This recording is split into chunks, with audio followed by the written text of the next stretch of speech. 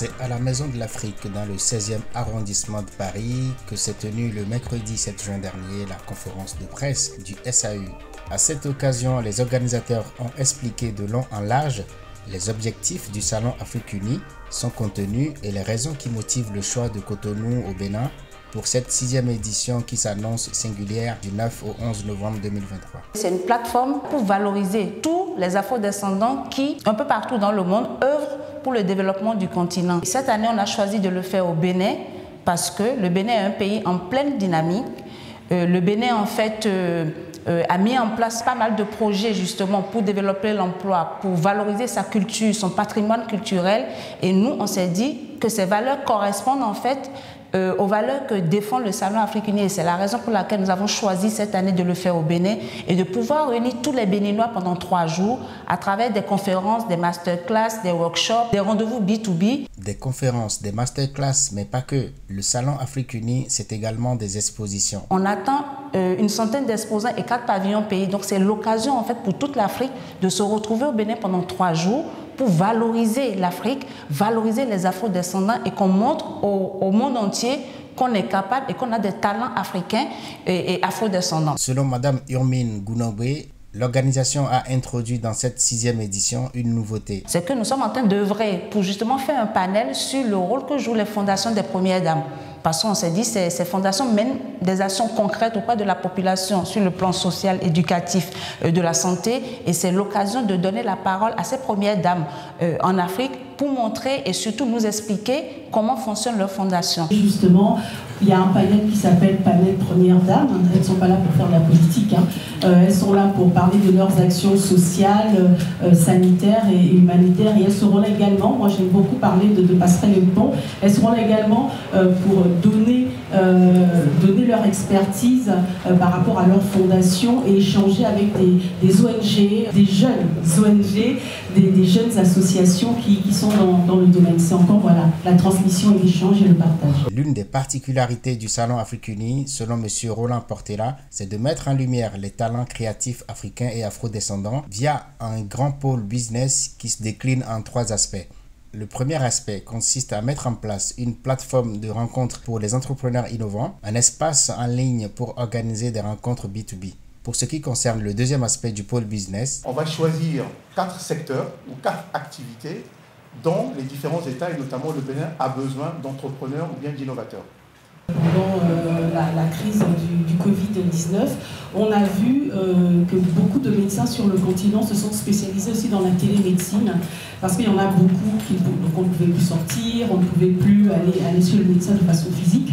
Donc il y en a beaucoup qui ont décidé de faire de la télémédecine et justement durant ce salon, il y aura l'expert de l'Union africaine en télémédecine qui sera justement là. Le troisième aspect, c'est bon, c'est peut-être pas des speeches, c'est un panel de promotion. C'est-à-dire que là, l'entreprise X qui n'a pas eu le temps de faire la publicité de ses services ou bien de ses produits pendant une conférence ou bien pendant même un atelier ou bien même s'il a un stand, etc. Là, on va lui donner un espace. De cet espace, il aura à peu près 20 minutes où il va vraiment vendre. Donc ça sera moyennant quelque chose, bien évidemment, où il va vendre son produit, il va prendre le temps de bien vendre son produit et son service. La deuxième particularité du Salon Afrique Unie, c'est qu'on va faire un gala le samedi soir où on va valoriser des acteurs afro-descendants qui ont innové dans différents domaines, que ce soit dans le domaine de l'innovation, de la technologie, de la science.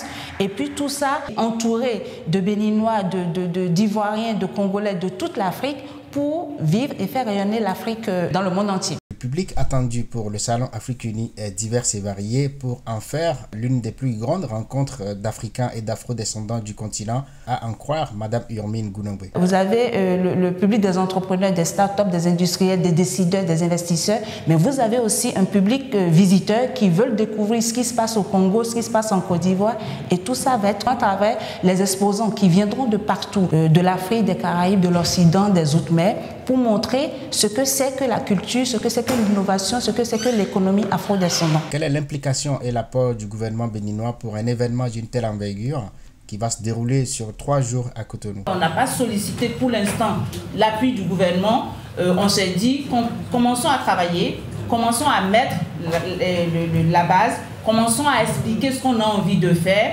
comment on a envie à la fois de porter les talents créatifs, mais aussi de faire rayonner le Bénin, parce que quelque part, quand on le fait dans un pays, nous après, le salon continue sa route, mais les retombées politiques, économiques, sociales, culturelles restent dans le pays. On est en train de mener des partenariats avec des compagnies aériennes, par exemple, donc pour avoir des tarifs intéressants. Je ne vous ai pas dit, mais la Chambre de commerce et d'industrie du Bénin est partenaire donc, du Salon Afrique Unie. Et donc on travaille avec la CCI Bénin, et donc la CCI Bénin a négocié des partenariats avec des hôtels, tout ce qui est hébergement au Bénin, pour que justement nos exposants, nos partenaires puissent avoir des tarifs intéressants. Et donc tout ça, on est en train de travailler pour en faire un petit livret qui sera mis à disposition des exposants, des partenaires, des visiteurs. Donc on travaille, en fait, le comité travaille pour faciliter, si vous voulez, le déplacement sur Cotonou, pour que tous les exposants ou tous ceux qui souhaitent assister à ce salon puissent avoir en fait un process qui leur dit voilà, contactez tel hôtel et donnez le nom SAU, et donc vous aurez des conditions attractives. Donc ça c'est la première. Et sur le Bénin, bien évidemment, le Bénin est un pays touristique comme vous savez. Donc il y a la porte du Nord autour à Ouidah, il y a le grand pôle économique de Glodibé, il y a le projet Songhai à Porto-Novo. Donc il y a également des visites qui sont prévues le samedi après-midi, puisque les conférences finissent le samedi après-midi. Donc entre la fin des conférences et le début du gala et la journée du dimanche pour ceux qui sont là, à découvrir le Bénin. Et donc là, on est en train de discuter avec le ministère de la Culture et du Tourisme pour justement proposer des parcours intéressants à nos exposants, visiteurs, partenaires. Donc voilà l'objet du Salon Afrique Unie, et je vous invite tous à venir à Cotonou du 9 au 11 novembre pour vivre ce moment exceptionnel, ce rendez-vous incontournable des acteurs afro-descendants.